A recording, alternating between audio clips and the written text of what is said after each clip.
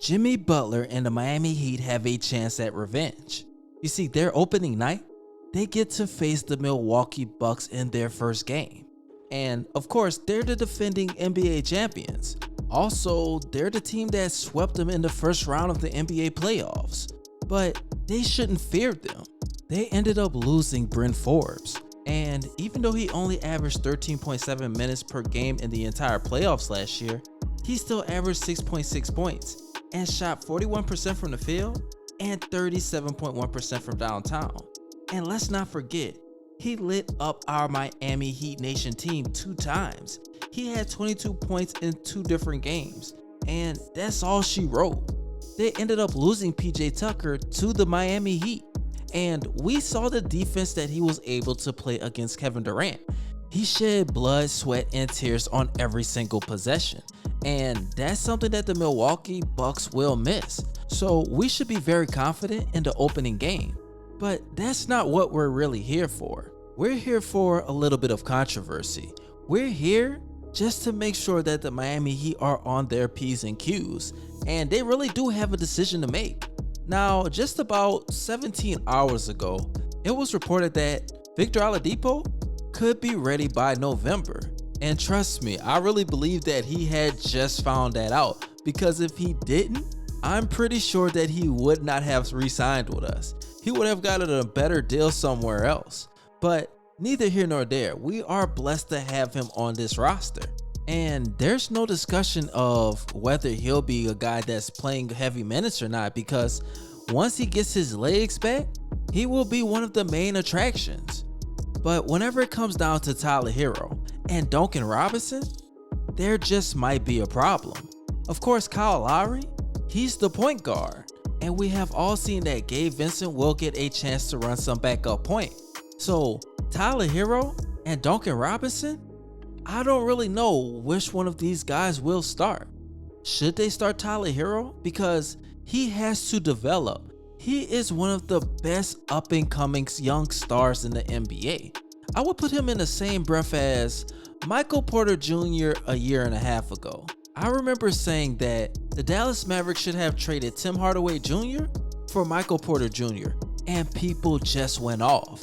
And now, look at what position he's in. Now let me tell you something, if Tyler Herro was to get traded, the one person that I would trade him for is Mikal Bridges. He is a defensive monster. He has an offensive game. And honestly, he will have a bright future once he either gets his own team or an offense starts running through him. But we're not here for Tyler Herro trade rumors, because should he start over Duncan Robinson? Or will he end up being the guy that comes off the bench to give them a boost of energy? Now, the problem with Tyler Herro coming off the bench is it might hurt his confidence. Now, we all know that there was a little friction in the locker room. Bam Adebayo might have thrown a little shade at Tyler, but we've seen him doing some boxing lessons. We've seen him putting in the work, trying to get stronger, trying to get better as an NBA player. So his game might be elevated. He might be more strict on himself than we actually know. I mean, in the 2019 postseason, he averaged 16 points, 5.1 rebounds, and 3.7 assists, while shooting 43% from the field and 37% from downtown. Now, when it comes to the 2020 postseason, it didn't look too good.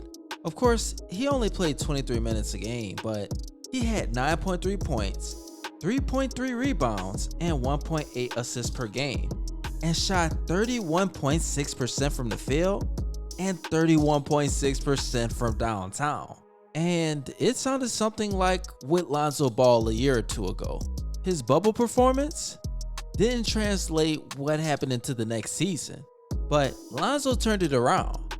And Tyler, I would say, slightly decreased in the regular season and really upset us in the postseason. And we all know that Tyler Herro does have the skill, but a lot of people put into question his focus, what his real motives were in the NBA.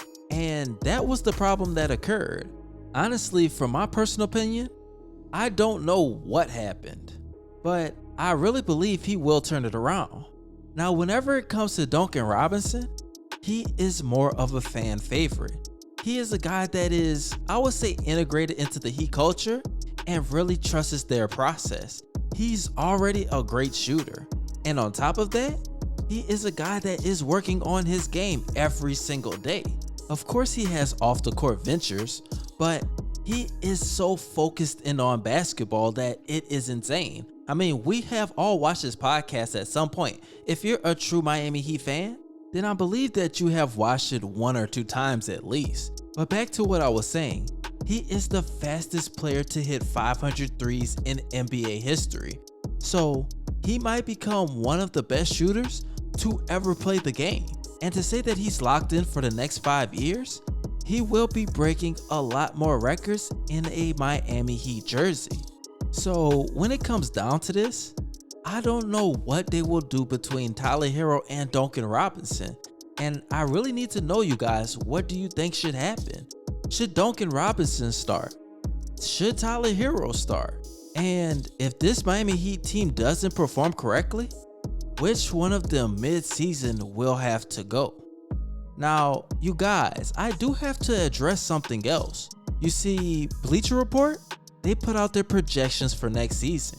They said what record the Miami Heat would have, and it kind of was disappointing to me. They said 48-34. Now, in my opinion, I believe they can win at least 50 games.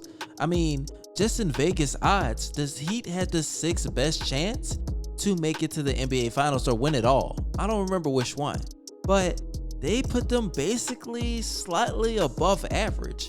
I mean, 48-34 isn't too far off of 42-42 or 44-38.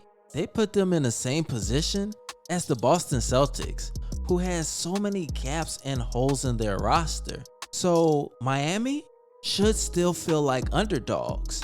The Miami Heat, they got Kyle Lowry, Markieff Morris, and even PJ Tucker. But what the league is failing to realize is they also got Victor Oladipo. He only played 4 games for the Miami Heat last season. And in the first game, he had 6 points. The second game, he had 8 points. But you know what? In the third and fourth game, he averaged 17 points per game in the 2 contests. And that just goes to show you, this guy will be able to score the basketball. We've seen what he did against Steph Curry.